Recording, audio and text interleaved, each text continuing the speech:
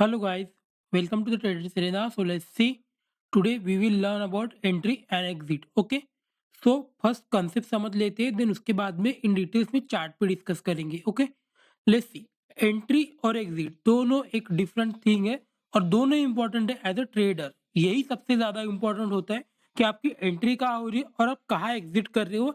ये दोनों चीजें जब तक आप सीखने वाले नहीं हो तब तक आप कंफर्म एक ट्रेडर बनने वाले नहीं हो. सभी चीजों को जब आप ऐड करोगे उसके बाद एक परफेक्ट ट्रेडर आपके अंदर से बाहर निकलेगा. तो इस तरीके से कुछ प्लान होना चाहिए. ओके. जनरली एंट्री किस तरीके से लोग करते हैं ना, देखो देयर आर डिफरेंट पीपल, उनके डिफरेंट मेथड है एंट्री करने की. कोई होता है, कोई इस तरीके से जब मार्केट ब्रेकआउट देता है तब ट्रेड करता है. ओके. कोई इस तरीके से जब मार्केट बहुत बड़ा गैप अप या गैप डाउन खुले तब अपोजिट साइड में ट्रेड करता है. ये ट्रैपिंग के लिए ट्रेड होता है. कोई ब्रेकआउट फेलियर को ट्रेड करता है, जिस तरीके से मार्केट ऊपर गया और मार्केट फिर नीचे के साइड आया, कोई यहाँ पे एंट्री बनाता है. तो देखो हर किसी के अलग अलग डिफरेंट मेथड है, तो हम एंट्री को कभी स्पेसिफाई नहीं कर सकते.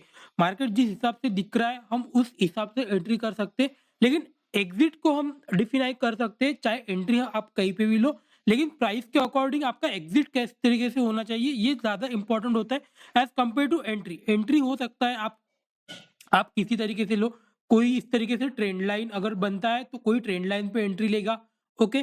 कोई हो सकता है कोई मार्केट हॉल्ट करे, ब्रेकआउट दे, उसके बाद एंट्री देगा. कोई हो सकता है मार्केट ब्रेकआउट देने के बाद जब ब्रेकआउट फेलियर करे तब एंट्री करेगा. तो हर किसी को उसके हिसाब से टाइम फ्रेम में उसको प्रॉफिट मिल जाएगा. ओके. आप मे बी दोनों करते हो तो आपको उसके लिए थोड़ा सा और एडवांस में प्राइस एक्शन लगेगा, जिससे होगा क्या ना, आपके मल्टीपल एसएल तो हिट होंगे, लेकिन मार्केट जब भी मूव करेगा तो आपको एक मोमेंटम मिल जाएगा. तो इस तरीके से कुछ होता है. तो एंट्री को हम कभी डिफाइन नहीं कर सकते. उसके बाद आ जाते हैं हम सीधा एग्जिट पर. एग्जिट क्या होता है? देखो exit as simple as that, price अगर आपके फेवर में नहीं जा रहा है तो बेटर है उससे निकल जाओ. आप री एंट्री कर सकते हो, आप मल्टीपल एंट्री कर सकते हो, लेकिन बहुत बड़ा एसएल देने की जरूरत नहीं है. और हमेशा एक पॉइंट हमेशा याद रखना, जिस तरीके से मैं आपको बताता हूँ 100% नथिंग इज 100%. ओके. तो आपके लिए एसएल डालना एक कंपलसरी थिंग हो गई है, जो कि आप, बिकॉज मार्केट में स्ट्रक्चर कितना भी अच्छा हो, लेट्स सी मार्केट कितना भी अच्छा स्ट्रक्चर हो, लेट्स सी ये 4 5 6 7 7 टाइम मूव किया है, हो सकता है आप यहाँ से एक ब्रेकआउट के लिए ट्रेड प्लान कर रहे हो. ओके. लेकिन ये कभी डिफाइनाइट नहीं होगा कि मार्केट हाँ इसके ऊपर जाएगा तो मोमेंटम करेगा ही. तो इसके लिए आपका एक एसएल ये कंफर्म हो जाता है. ओके. आई होप ये पॉइंट आपको समझ में आ रही है. तो एसएल आप कभी भी कंफर्म करना पड़ेगा कि हाँ मार्केट में ऐसा कोई भी स्ट्रक्चर नहीं है जिसमें 100% मार्केट विन रेशो रहेगा. ओके. ये पॉइंट तो आपको समझ में आ गया कि मार्केट में ऐसा कोई भी स्ट्रक्चर नहीं है. और उसके बाद आप ये डिफाइन नहीं कर सकते हो कि हाँ हर टाइम आपकी स्ट्रैटेजी जो जो कुछ भी है, आप जिस तरीके से भी ट्रेड करते हो, ये 100% मार्केट यहाँ पे आके तो आपको प्रॉफिट ही मिलने वाला है, ये कभी होता नहीं है. तो मैं जनरली किस तरीके से प्लान करता हूँ ना, लेट्स सी मार्केट अगर यहाँ पे आया, लेट्स सी यहाँ पे हॉल्ट किया, इस तरीके से कुछ हॉल्ट किया, मैं एंट्री कब बनाऊंगा? लेट्स सी मार्केट में मेरे को यहाँ पे एक एंट्री मिल गई है. ओके. मैं यहाँ पे एक एंट्री बनाऊंगा. ओके. लेकिन मेरा सबसे ज्यादा इंपॉर्टेंट जो चीज रहेगा ना, वो क्या रहेगा? मैं इधर मार्केट में ये टाइम फ्रेम को छोड़ दो, टाइम फ्रेम ये कौन सा भी हो सकता है, 5 मिनट हो, 10 मिनट हो, 15 मिनट हो, 20 minute, 30 minute, 1 hour, 1 day, weekly, monthly, anything. Okay. इससे मैटर नहीं करेगा. आपका प्राइस जिस हिसाब से चल रहा है, प्राइस एक्शन के हिसाब से आप वहां पे एंट्री और एग्जिट बनाओगे. ओके. लेट्स सी मार्केट ने अगर ब्रेकआउट दे दिया, ओके, तो मेरा सबसे पहले एसएल क्या क्या हो जाना चाहिए? मार्केट में मैं ढूंढूंगा सबसे पहले जो सबसे प्रीवियस लो बना है. लेट्स सी जो प्रीवियसली ये इस लेवल से अगर ब्रेकआउट दे रहा है, ये इसका हाईएस्ट लेवल था, ये यहाँ से अगर ब्रेकआउट दे रहा है तो मेरा एसएल हो जाना चाहिए जो प्रीवियस लो. मे बी वो यहाँ पे भी हो सकता है, या तो हो सकता है मार्केट यहाँ से डायरेक्टली मूव किया है, तो हो सकता है इतना बड़ा एसएल आएगा. तो मैं जनरली किस तरीके से प्लान करूंगा ना, अगर मार्केट यहाँ से डायरेक्टली ऊपर आया है तो मैं मेरी क्वांटिटी को कम कर दूंगा. फिर मार्केट को यहाँ से अगर मार्केट इसके साइड ऊपर साइड निकलता है, इस तरीके से पैटर्न बनेगा, मैं तब यहाँ पे एंट्री बनाऊंगा. और मेरा जो एसएल रहेगा वो यहाँ पे रहेगा. मैं इससे ज्यादा एसएल देने के लिए रेडी नहीं हूँ, जस्ट बिकॉज एक रीजन हमेशा याद रखना, मार्केट ऊपर जा रहा है. ओके. मार्केट ऊपर जा रहा है, ऊपर जा रहा है, ऊपर जा रहा है. ओके. आपका ये टाइम फ्रेम आपके लिए मैटर नहीं कर रहा है. आपके लिए टाइम फ्रेम सेम है, 1 मिनट हो गया, 5 मिनट हो गया, एनीथिंग. आपका जो टाइम फ्रेम पे आप एंट्री बना रहे हो उसकी टाइम फ्रेम पे आपका एग्जिट भी रहेगा. Simple as that. लेकिन मार्केट अगर यहाँ से ऊपर गया और मार्केट यहाँ से नीचे आया, फिर से ऊपर गया, लेकिन ये हाई अगर क्रॉस नहीं किया और ये इस लो को अगर टेकन डाउन कर दिया है तो मैं यहाँ पे बेटर है मैं मेरी एंट्री को एग्जिट कर दूंगा। मैं यहाँ तक भी नहीं रखूंगा, बिकॉज जनरली होगा क्या ना, मार्केट अगर नेगेटिव हो चुका है तो हो सकता है मार्केट यहाँ से नीचे आए, लेकिन मार्केट अगर पॉजिटिव है तो मैं यहाँ पे मेरा 50% यहाँ पे मेरा एसएल चला जाएगा। लेकिन ये यहाँ से जो मैं 1 रुपीज देने के लिए रेडी था, ये मेरा 50 पैसे में ही निकल जाएगा, ये मेरा एसएल निकल जाएगा।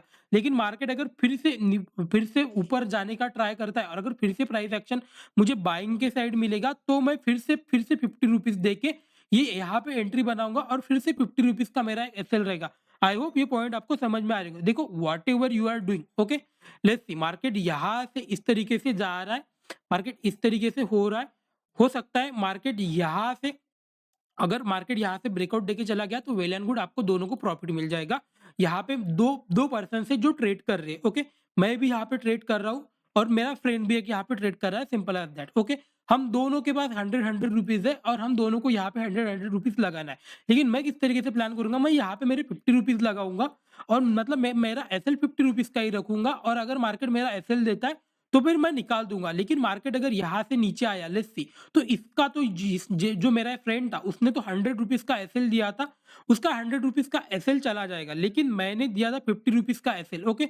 तो मेरा 50 रुपीज अभी भी मेरे पास सेव है। अगर मार्केट फिर से ऊपर जाता है, यहाँ से नीचे आके भी अगर मार्केट ऊपर के साइड चला जाता है तो मेरा 50 रुपीज में मैं और एक ट्रेड कर सकता हूँ। हाँ, यहाँ पे अभी एक्सेप्शन होता है, जनरली होता क्या है ना, मार्केट लेट्स सी ऊपर के साइड गया, ओके, मार्केट यहाँ आया, मेरे लिए मेरा एक एसएल दिया और मेरे फ्रेंड का 50 रुपीज का जो उसने एसएल रखा था वो उसका एसएल नहीं गया, उसके लिए ये प्रॉफिट में पोजीशन कंटिन्यू है, ओके।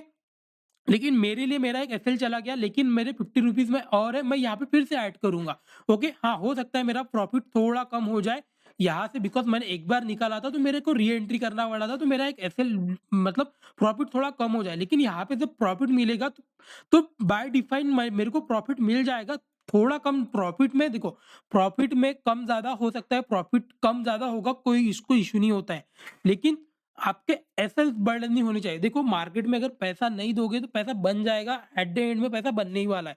अगर आप एसएल छोटे छोटे लोगे, देखो आप अगर 100 रुपीज डे का अगर बैंक निफ्टी में ट्रेड कर रहे हो, लेट्स से एग्जाम्पल के तौर पे लेते हैं, मार्केट में अगर 100 200 रुपीज अगर आप डेली का लॉस कर रहे हो, कोई इश्यू नहीं है। ये मार्केट एक दिन मूव करेगा, हो सकता है 2-3 दिन में आपने 500-600 रुपए या 1000 रुपीज एसएल के लिए दिए, लेकिन मार्केट समझ जाओ 1-2 दिन में अगर 1000 पॉइंट मूव कर गया, आपका लॉसेस रिकवर हो जाएगा, जो कि आपको 1000 पॉइंट होने वाला नहीं है, क्योंकि कंटिन्यू एसएल तो आपको लगने वाले नहीं है ना, कंटिन्यू 10 एसएल आ गए, इस तरीके से तो कभी मार्केट होता नहीं है। आपको डेफिनेटली 1-2 प्रॉफिट इसमें मिल ही जाएंगे। तो इस तरीके से प्लान आउट करना, हमेशा प्लान आउट करते जाओ और प्राइस के हिसाब से ट्रेड प्लान करा करो। हमेशा देखो पॉइंट के हिसाब से ट्रेड प्लान नहीं होता है, प्राइस के हिसाब से ट्रेड प्लान होता। अगर मार्केट यहाँ से ऊपर के साइड निकल रहा है, अगर मेरी एंट्री यहाँ बन रही है, तो बाय डिफाइन मेरा एसएल यहाँ पे होना चाहिए, इससे ज्यादा मैं एसएल नहीं लूंगा। हाँ, अगर मार्केट ऊपर के साइड जा रहा है, इस तरीके से पैटर्न बना रहा है, तो मैं मेरे एसएल को ट्रेल करते चलूंगा, जिससे कि अगर मार्केट अगर इस तरीके से कुछ एम पैटर्न बना के अगर नीचे भी आता है, तो मुझे कुछ ना कुछ प्रॉफिट यहाँ से मिल जाए, जिसको हम ट्रेल करते थे, इसको भी इन डिटेल्स में हम प्लान आउट करेंगे। फर्स्ट हमारा एग्जिट का है। तो आई होप ये पॉइंट आपको समझ में आ रहा होगा। तो मेरे पास अगर 100 रुपीज है और वॉट एवर मैं अगर कुछ भी ट्रेड कर रहा हूँ, तो मैं इस तरीके से ट्रेड प्लान करूंगा कि मुझे नेक्स्ट 10 ट्रेड्स करनी है, 10 ट्रेड्स करनी है, उसमें मेरे को प्रॉफिट होना चाहिए, तो मुझे पैसा बचा के रखना है। अगर मार्केट यहाँ से ब्रेकडाउन फेलियर होकर नीचे भी आता है, तो मैं मेरी कुछ क्वांटिटी में निकाल दूंगा, इस तरीके से कुछ प्लान होना चाहिए, ओके।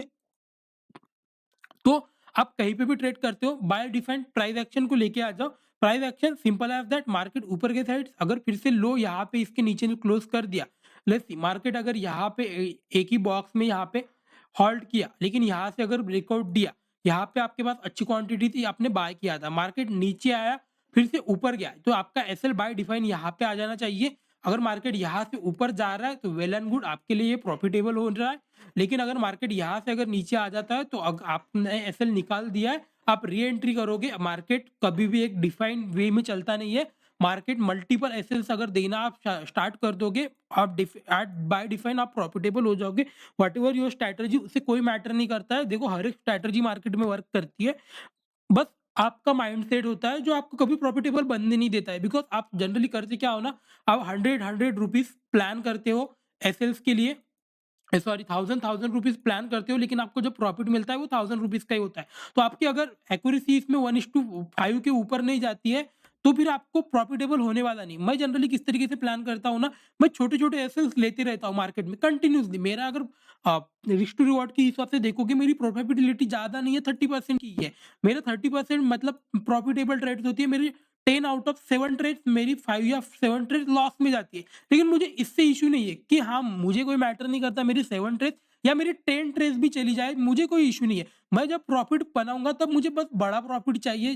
हो सकता है मेरा 1:10 भी मिल जाए, 1:20, और मैंने ऐसा बहुत टाइम किया हो कि मैंने वो 1:20, 1:30 के प्रॉफ़िट्स लिया हो, जहाँ से अगर ट्रिक रहे। लेकिन मैं प्रॉफ़िट्स को 1:2 या 1:3 के इसमें नहीं लेता हूँ। मैं पॉइंट के हिसाब से कैलकुलेट करता हूँ। मेरे लिए मैं बैंक निफ्टी में अगर ट्रेड कर रहा हूँ, तो मैं ज़्यादा से ज़्यादा 150 पॉइंट का एक एसएल लेके चलता हूँ। इससे ज़्यादा मैं और देने वाला नहीं हूँ। चाहे मार्केट 1000 पॉइंट गिर जाए या मार्केट 1000 पॉइंट नीचे आ जाए, इससे मुझे कोई मैटर नहीं करता है। मेरे लिए 150 पॉइंट्स ही जाएगा। अगर मार्केट ऊपर भी जाएगा तो मुझे 1000 पॉइंट मिल जाएँगे। लेकिन मेरे अपोज़ में मार्केट 1000 पॉइंट नीचे भी जा रहा है, तो भी मेरे 150 पॉइंट्स ही जाएँगे।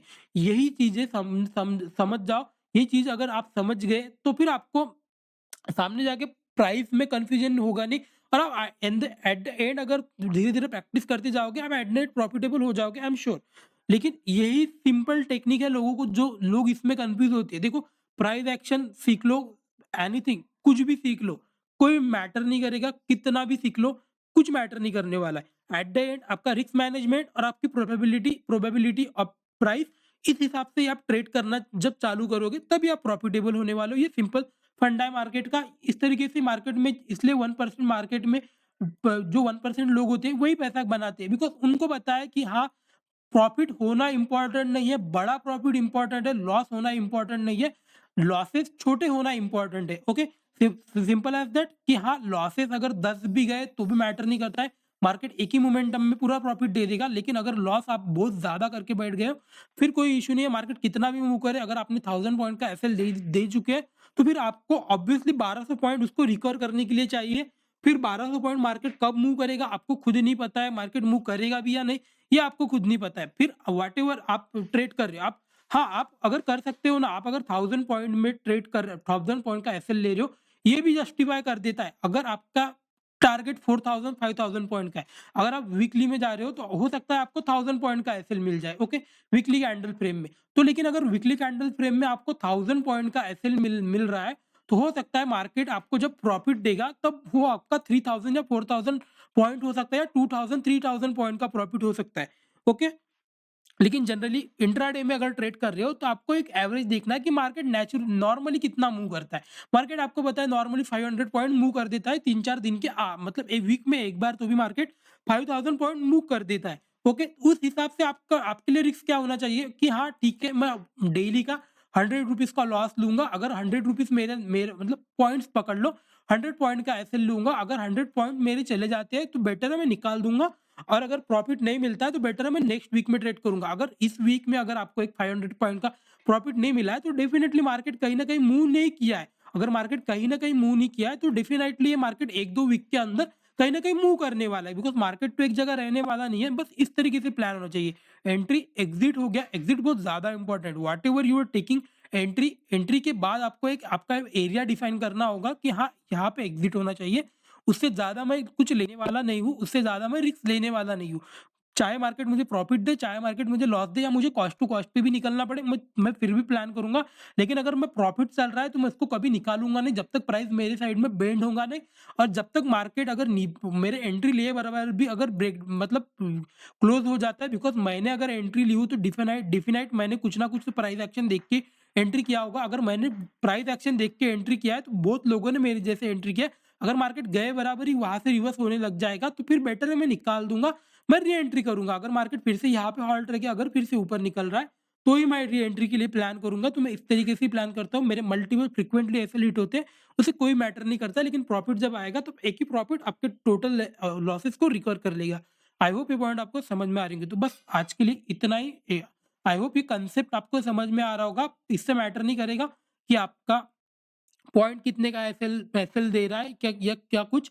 आपका बस यही मैटर करेगा कि हाँ, आपको एसएल डेफिनाइट लेना है, और एंट्री एंट्री तो आपका डिफाइनाइट हो जाएगा, आपके सेटअप के हिसाब से हो जाएगा, लेकिन एग्ज़िट सेम मार्केट अगर ऊपर के साइड जा रहा है, अगर ये मार्केट ऊपर के साइड गया, फिर से नीचे आया, तो आप यहाँ पे एसएल ट्रेल कर सकते हो और अगर मार्केट फिर से ऊपर यहाँ से ये लो टेकन आउट नहीं करता है, तो फिर बेटर है आप यहाँ पे लेके आ जाओ, मार्केट को फिर से यहाँ से अगर ब्रेकडाउन होता है, बेटर है निकाल दो, कोई इश्यू नहीं है, मार्केट फिर से ऊपर जाएगा, फिर से री एंट्री करेंगे। आई होप ये पॉइंट आपको समझ में आ रहे होंगे। वीडियो अच्छा लगा तो लाइक एंड सब्सक्राइब करें। Thank you so much.